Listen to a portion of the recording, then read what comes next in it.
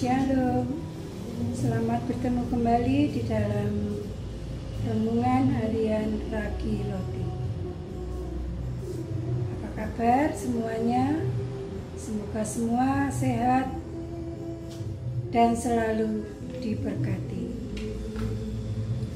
Sebelum saya membacakan renungan pada hari ini, marilah kita datang kepada Tuhan agar apa yang kita baca pada hari ini dapat kami lakukan di dalam kehidupan kami. Marilah kita berdoa.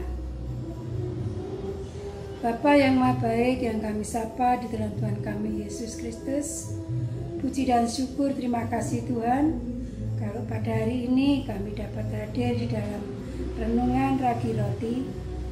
Biarlah Engkau sendiri Tuhan yang akan berfirman melalui hamba-Mu yang akan menyampaikan. Kiranya Roh Kudus selalu membimbing kami agar kami mengerti apa yang kami baca pada hari ini dan dapat kami lakukan di dalam kehidupan kami. Kami serahkan Tuhan dalamnya renungan hari ini ke dalam tangan kuasa-Mu. Di dalam Tuhan kami Yesus Kristus, doa ini kami naikkan. Amin.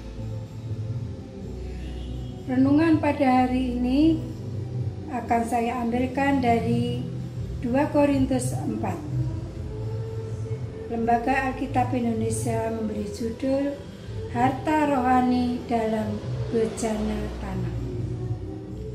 Oleh kemurahan Allah kami telah menerima pelayanan ini.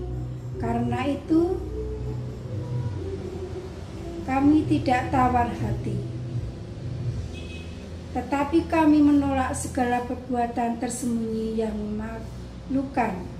Kami tidak berlaku licik dan tidak memasukkan firman Allah.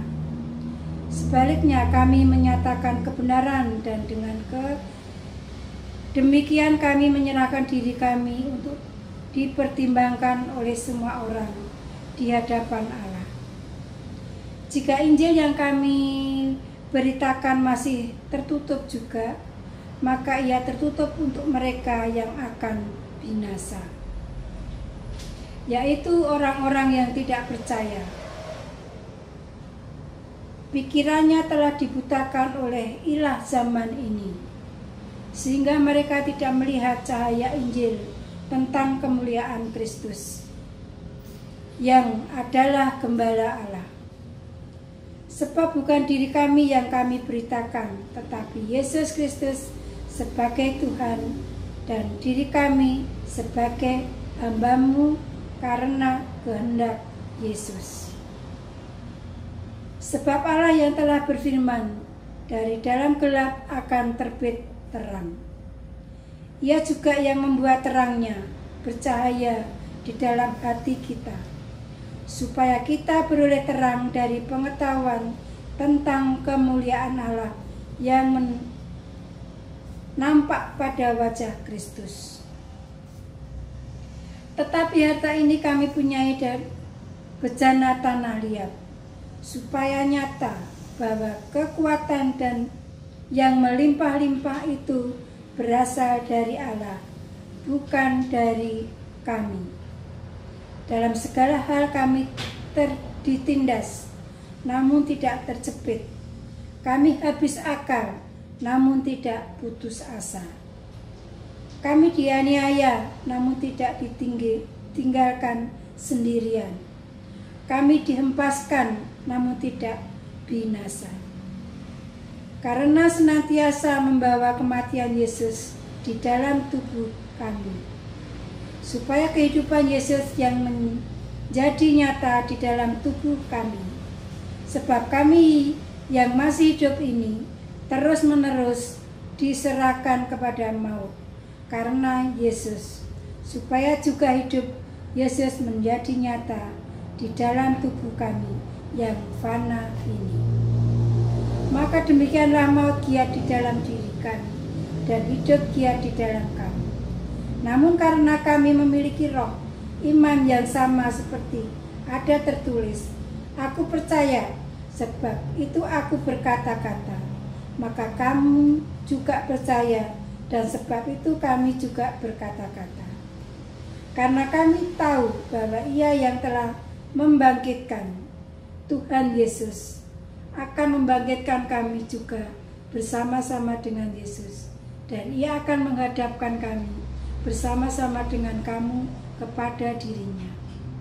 Sebab semua itu terjadi oleh karena kamu, supaya kasih karunia yang makin besar hubungan dengan semakin banyak orang yang menjadi percaya, menyebabkan semakin melimpahnya ucapan syukur bagi kemuliaan Allah.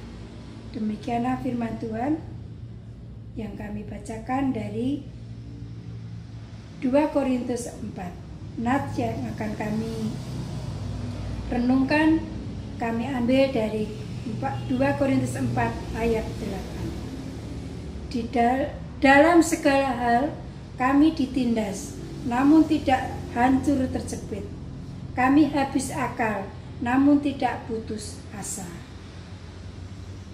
Seorang motivator terkadang dianggap hanya bisa memotivasi orang lain, tetapi tidak sanggup memotivasi diri sendiri. Tak kalah menghadapi masalah pelik, namun saya tidak melihat hal itu terjadi pada JG, seorang motivator dari negeri tetangga dalam merespon dampak pandemi corona. Saya juga mengalami kesulitan yang sama.